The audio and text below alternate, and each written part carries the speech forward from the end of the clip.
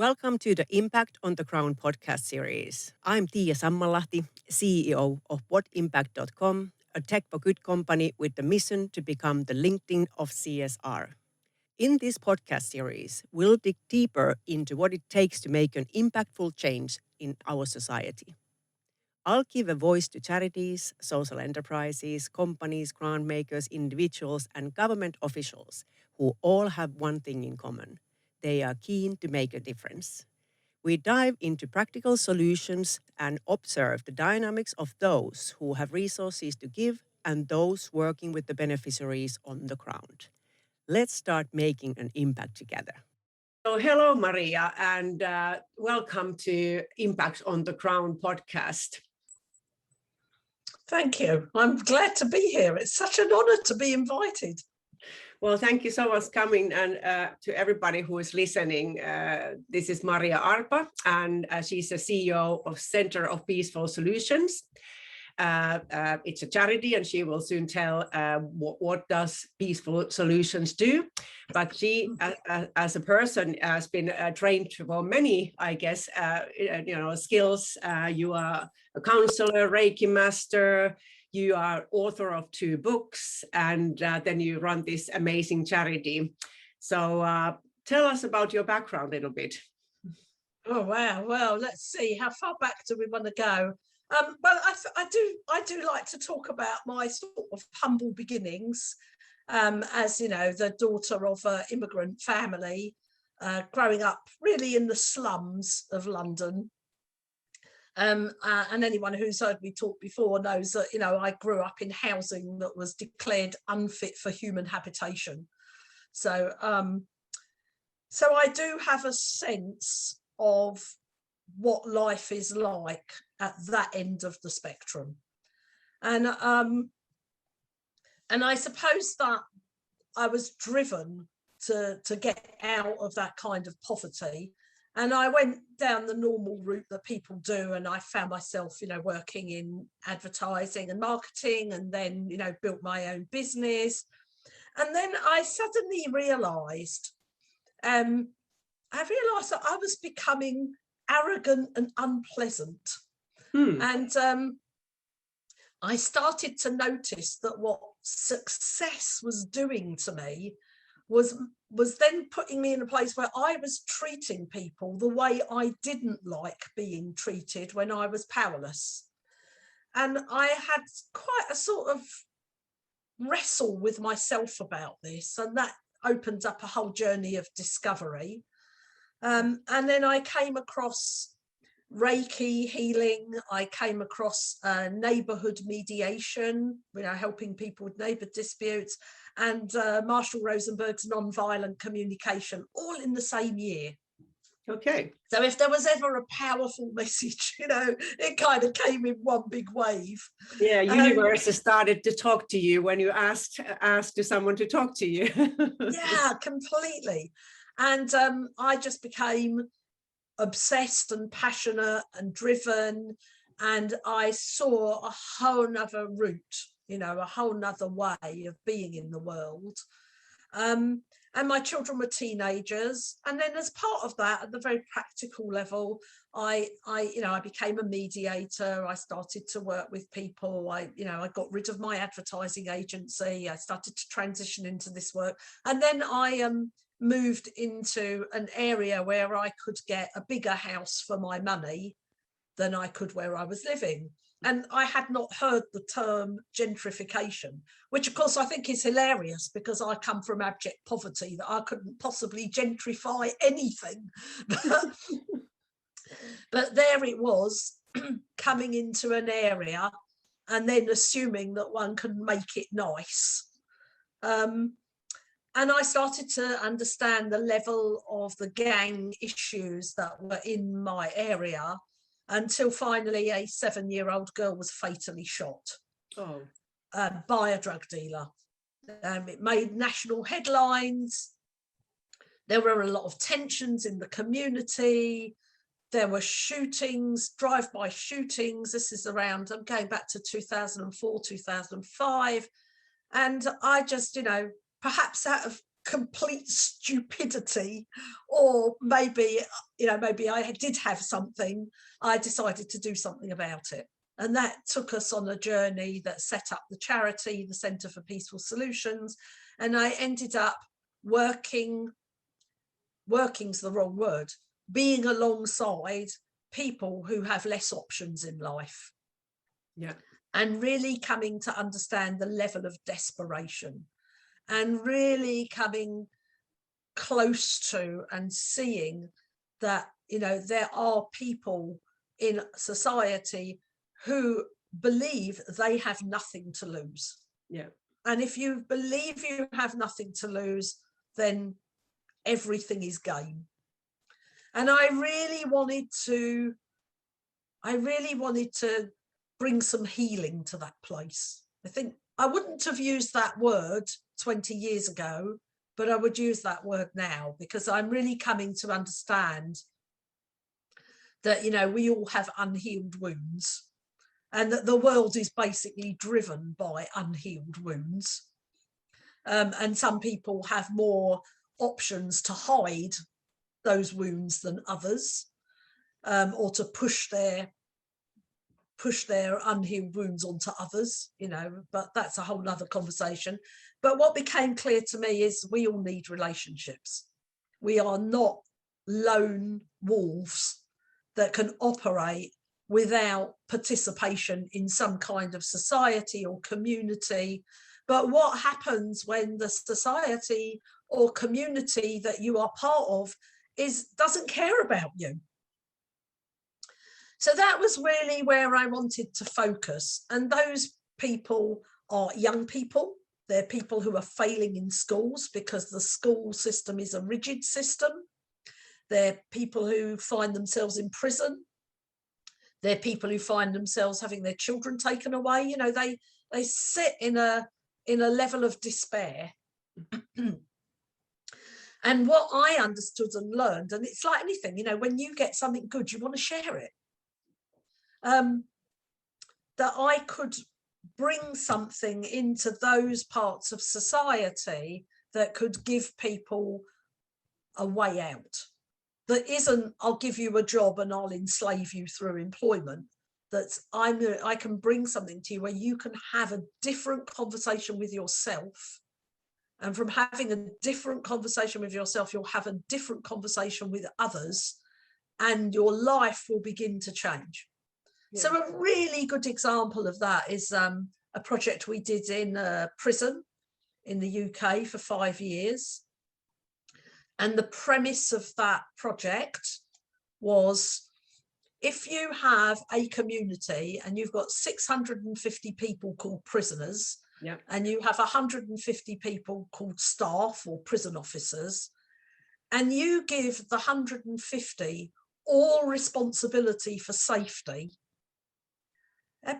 against 650 people who you've told have no responsibility for safety, you're probably making the job of the 150 much more difficult than it needs to be. So the premise was, what happens if we say to the 650, you too have some responsibility to keep things safe, but what we're going to do is give you some really good tools to be able to do this. And those tools are going to be completely counter to anything you've ever experienced in your life.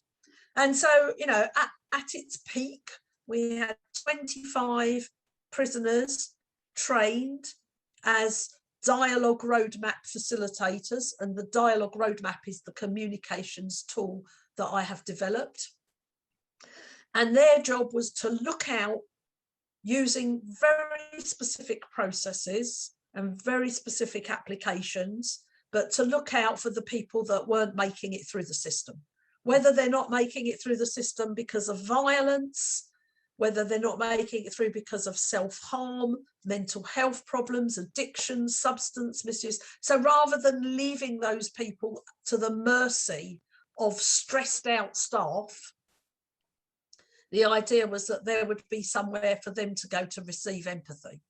Yeah. And it turned around a lot of lives. It was the results or the outcomes were way beyond anything I'd ever imagined. In so much so that during COVID, when we couldn't actually go into the prison at all because nobody could come in or out, and people were in lockdown for 20 days, our guys that we trained were giving up that 45 minutes that they had to attend to people they knew were suicidal. So tell me a little bit about the dialogue roadmap. I mean, thank you. Yeah, something about it. Yes. Sounds very interesting, and you have developed it yourself. Yes, thank you. Yes.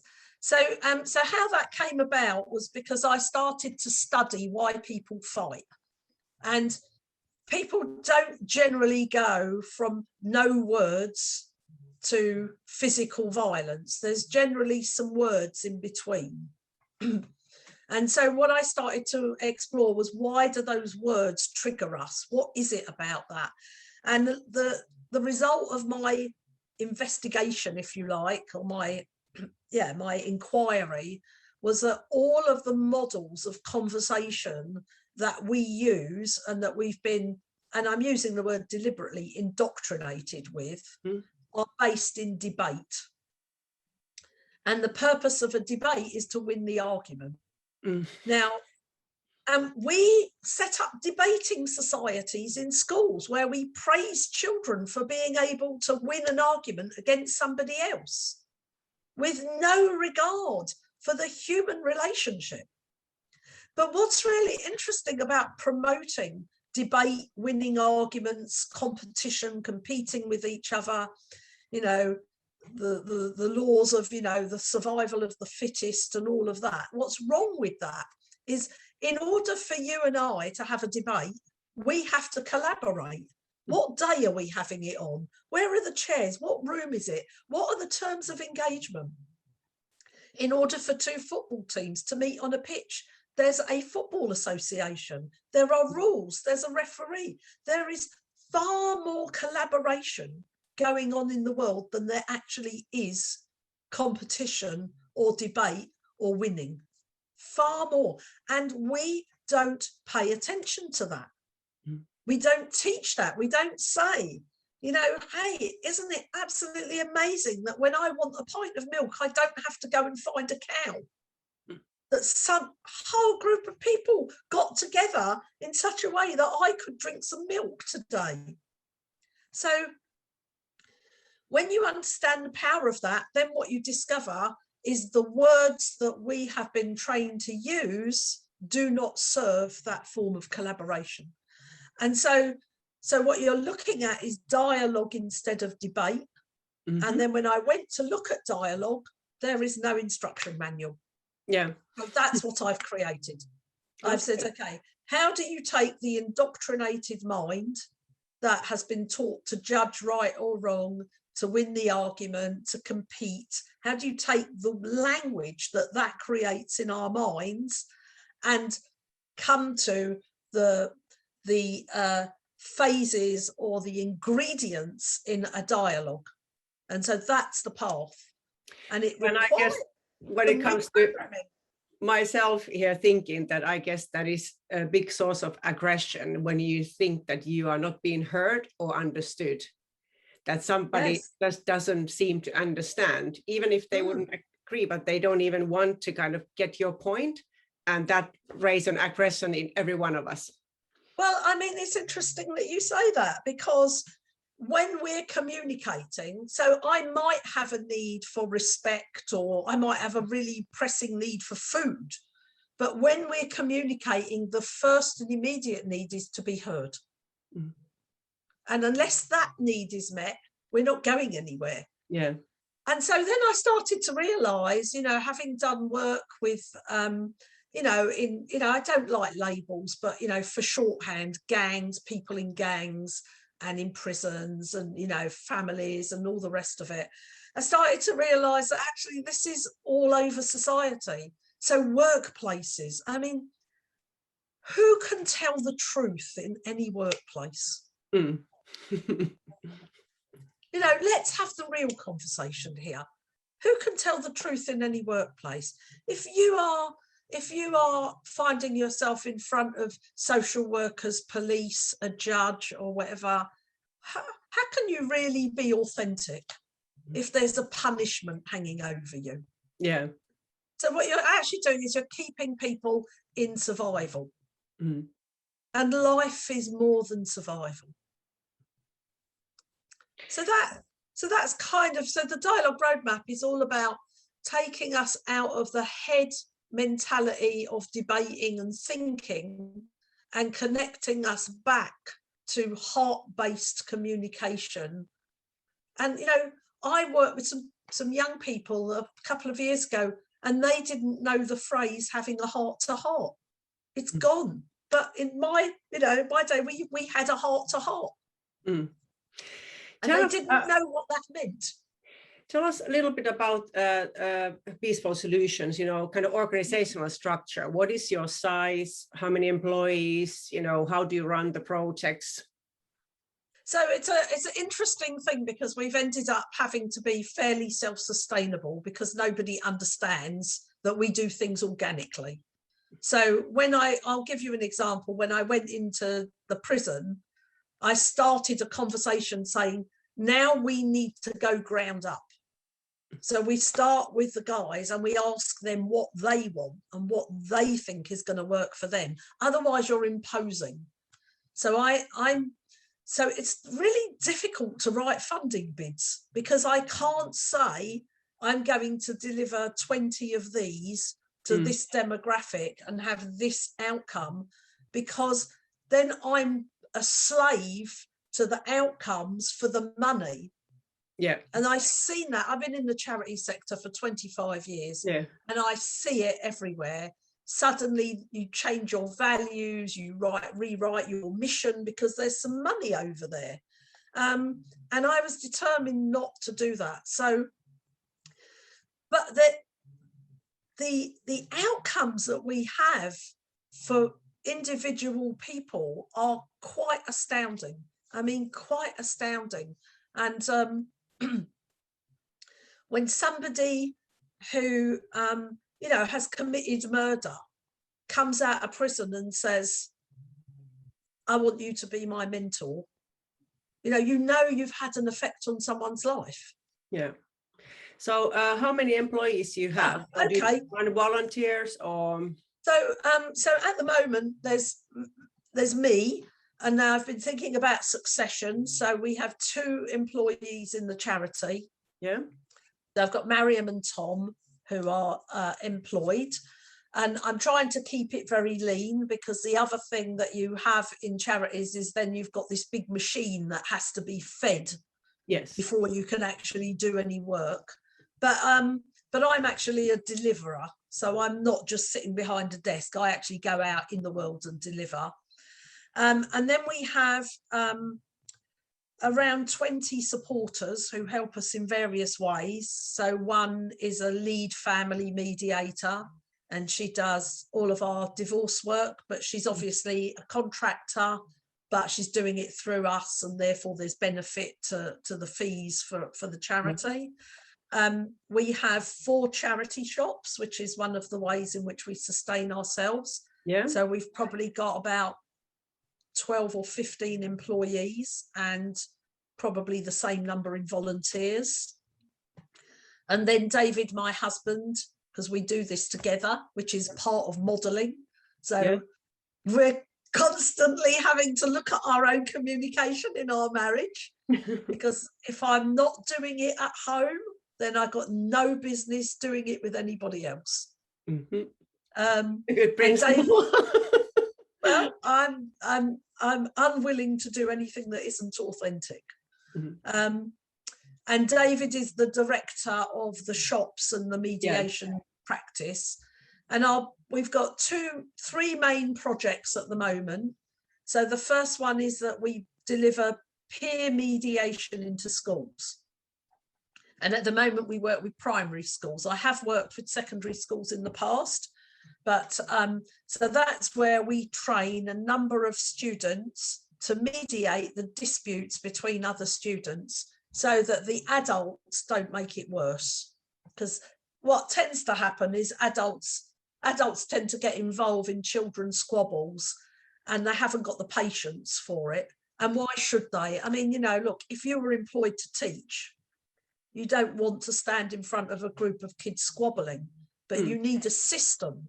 And so what we do is we encourage the school that when children have little squabbles, don't get involved, give them the little slip and say, take that to the peer mediation team. Yeah. So the teachers can get on with teaching and the kids take responsibility for their arguments. Well, that's an interesting concept. So how is it then? Are the schools getting this service for free, or are they paying for you some fee, or who is what we've done is we've got these 4 charity shops, and we're looking at schools that are linked geographically. Yeah. So of course, COVID shut everything down for a while, so we're building it back up. But one of our schools has already come back online. Yeah. So that, and we fund that, we gift that to the school. Yeah. And I'd love to do more of it, but we just don't have the funding right now to do more of it. Do you have, by the way, companies supporting you, corporate support or local companies? So where we've been successful with that is with the charity shops. We've been really lucky. I mean, we're a tiny charity. So, you know, a lot of the retailers are partnering with the big Oxfams. Yeah. And all the rest of it. And we often find we're very squeezed and we've got nowhere to go. But actually, Harrods have been wonderful. Harrods sent us a whole load of stuff, and John Lewis sent us a whole load of stuff. So, you know, that's one way in which people can support us, is to give us quality merchandise to sell in the shops. We're supported. I've got a 1-year training that I do. So it's a training for people to become dialogue roadmap facilitators. And within that, there's somebody who's kind of graduated from the course and is the CEO of a large multinational consultancy firm. And we're working within his business. Because people see the value of this, you know, in employee relations. Yeah, I bet, like you mentioned earlier, it instantly came to me that any company should, you know, kind of get into this topic. Yes. Conflicts Yes. are everywhere, Yes. and it's not just war and, you know, yes. all kind of, like you said, gang troubles on the streets, but people are destroyed in workplaces too because Absolutely. of, you know, long-term disputes and, you know, that kind of unhuman conditions because they are not solved, and then the strongest one win, and which might not be always right. So I was just thinking that, yeah, you must have demand, and you could offer a lot of services to companies who could, you know, pay for good money, and you could then, you know, keep that charitable arm of things, you know, going, because it is very important consultancy work what you would be doing. Yes, I agree. So the consultancy that we work with is called Accuracy. Yeah, and they are, you know, they're really interested in the well-being of their employees. Yeah, and also they're really, you know, a consultancy like that invests. It, you know, it brings on graduates and then it invests. And of course, you want to keep your talent. And so there's this whole investment in the well-being. The other support that we've had is Wellington College, which is, you know, one of the world's most renowned boarding schools. And they're actually taking the dialogue roadmap into the college and building a system to use it, which is, you know, clearly, I mean, I'm very proud of.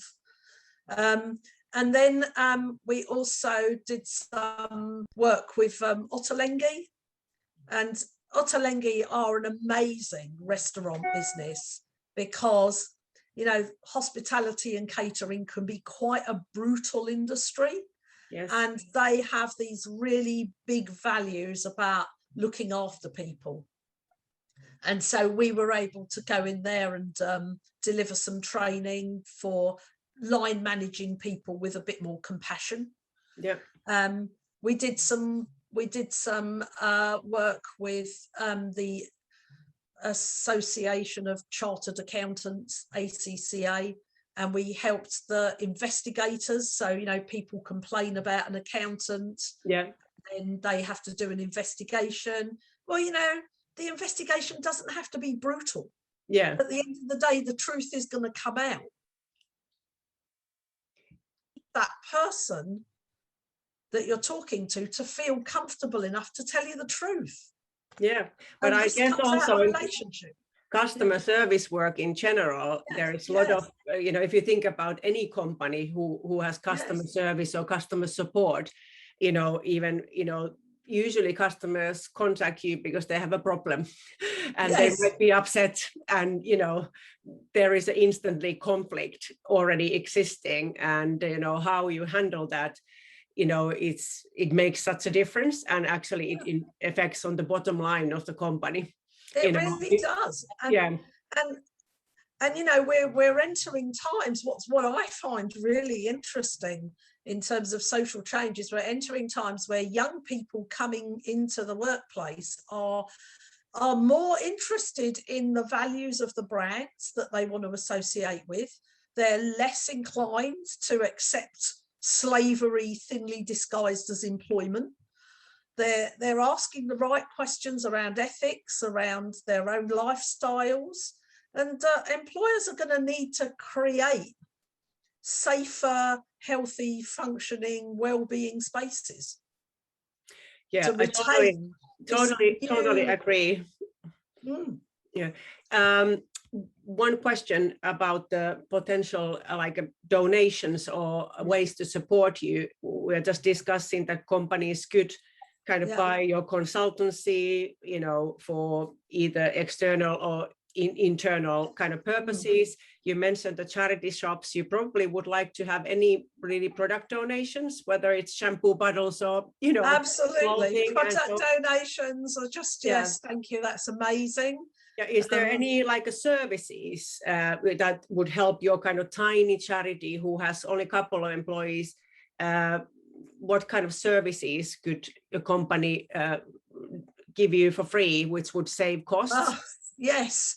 So where we're really looking to the future is I've got this vision of the training, that the basic part of the training that I deliver, the very basic, you and me just having a conversation, whether that's you and me or husband and wife or son and daughter or parent or whatever. I've got this vision of putting that training online as a free resource to the entire world, but I have zero resources to A, get that done, B, to post it on a website, to publicize it. And so anything that could help us to put this gift out in the world would be amazing. So that would be video, graphic design, IT help, like a combination of probably all these kind of digital aspects of the work. Yes. Because I think that's the way the world is going, and we need to be up there with everyone else. And also, you know, this training it's for everyone. I was, you know, we are working with many companies, and some of them are actually, you know, working for government, bidding for government tenders and so on. And now, since the enhancement of Social Value Act, there is a mandatory requirement for those companies who bid and win the bids, then deliver social value outside of the normal scope of work. And I was just kind of thinking that, you know, your work is very much kind of linked with all these social value policy outcomes, what the government has said that, you know, these companies should be focusing on. And I was just looking at the list, what are the kind of key areas that companies should be supporting in their local areas. Is COVID recovery, tackling economic inequality, fighting climate change, equal opportunity and well-being. And I guess I was just thinking that this mediation and conflict solving, it applies to every single kind of it applies across the board. It applies across the board, because here's the thing, well-meaning people come together, and whether they want to form a business, whether they want to form a voluntary group, whether it's a family, you know, whatever it is, everybody comes together with good intention, and then the thing gains its own momentum. And at no point did anybody say, what are we going to do when we disagree? How are we going to treat each other? What's our process for dealing with conflict that will definitely arise? And then at that point, everybody falls apart, and it's impossible to bring a process in when everyone's in a heightened state. Yeah. Because you have to then do all the damage limitation. So the way I talk about this is it's really important for people to put the plumbing in, because if the plumbing isn't in place during the good times, what will happen is eventually all the sewage will come up through the floorboards. Yeah, and nothing happens anyway. I mean, even if you think about the climate change, yes, people definitely do not agree about their responsibilities in in a global level, but also even in local levels. You might think, you know, there has to be a lot of collaboration and intention to, you know, reduce, let's say, carbon, you know, footprint or something. And people have selfish motivations. Some people don't understand the implications and so on. So there is a lot of that kind of dialogue that has to be taken place in order any solutions then to, you know, take place. And the debate model is not going to serve. And I just think about all of the energy and the time and the goodwill that is lost in a debate model of conversation. Yeah. Well, thank you, Maria, for this insightful conversation. And, you know, your website is, of course, your name, Center of Peaceful Solutions. But Center for Peaceful Solutions. Center for Peaceful Solutions, yes. Yes, and also your profile will be found on whatimpact.com, where people can see also what kind of resource requests you have, and can also then find ways to support you. And if somebody wants to contact you personally, are you on LinkedIn? I'm on LinkedIn. Oh, Maria Arpa. Yes. So probably not too many Maria Arpas. ARP for Peter A. Not too many of us in the world. So yeah, it should be easy to find me. Yeah. You can just Google my name and I come up, you know. Yeah. So anyway, thank you so much for this interview, and I wish you peaceful Christmas, which is coming up soon. Yeah. Thank you. Yes, and thank you so much. I think what you're doing is absolutely wonderful, and this championing of these smaller charities that are doing amazing work and are don't have the exposure. So I'm really grateful. Thank you. Thank you. Thank you for your kind words.